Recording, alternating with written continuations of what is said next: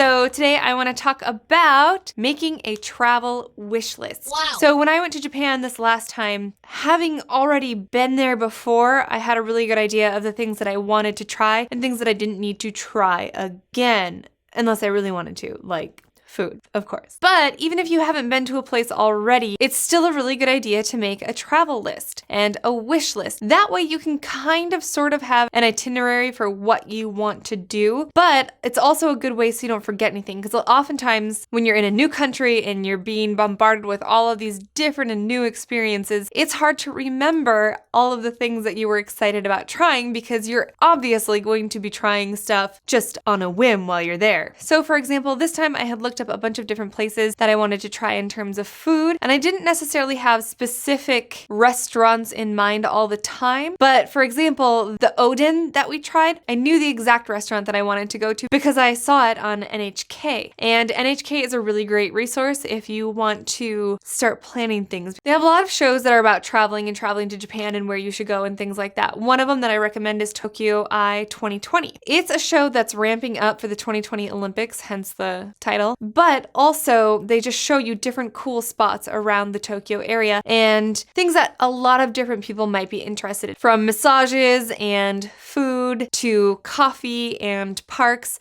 and museums and things like that. They give you a lot of information. And so that helped me create my initial wish lists. Other things, of course, are watching YouTube videos like mine, and a lot of other people have great information. And then also another good thing is to just Google. So that's kind of how we made that wish list that we started. And make the actual list. Don't just put that list in your brain, because if you're anything like me, you will forget it in 3 seconds. Squirrel. And once you get there, you'll be like, oh my gosh, there was this one thing I really wanted to try, but I don't remember for the life of me. Squirrel. So great thing that our phones, if you have a smartphone, which most people in this day and age do, you can put that in a notes section. Or you can text it to yourself so you'll always have it there. And then finally, map it out and make a plan. So what we did is we kind of did a base plan where we're like, okay, so we're staying in this one area. How do we want to maneuver so that we can get to each place that we want to go? And how do we do it in the most intelligent and cost-effective way? So we would map out like Akihabara. We're like, we want to see Akihabara and we also want to see Asakusa. They happen to be pretty close to each other, so we did that in one day. And depending on how tired you are, it's going to vary.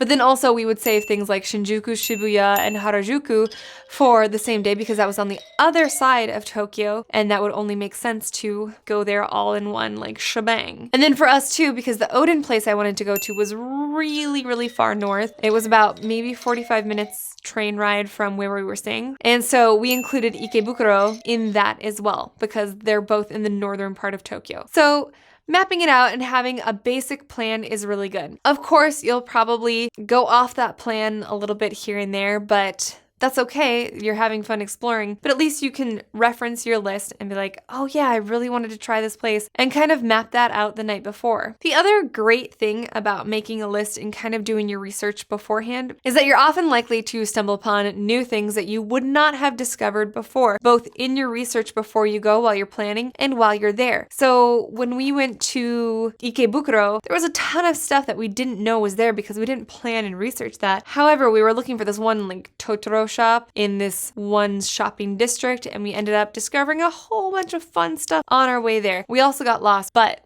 that's okay. It was really fun, and it was cool to see all the lights. Obviously, like in my Tokyo at Nights video that has a lot of Ikebukuro in it, is really cool to look at. It's like visual gasm experiences, so it's pretty cool. So yeah, that's basically it. It's kind of a shorter video, but I think that it's helpful. Besides the resources that I mentioned in this one, I have another video about helpful apps, and I think that those apps are really great in planning your trip and also helping you to figure out what you want to do while you're in Tokyo. So don't forget to thumbs up this video if you liked it, and hit that subscribe button, because that's what everyone's doing these days. And thank you so much for watching, and I will see you on the next one. Woo!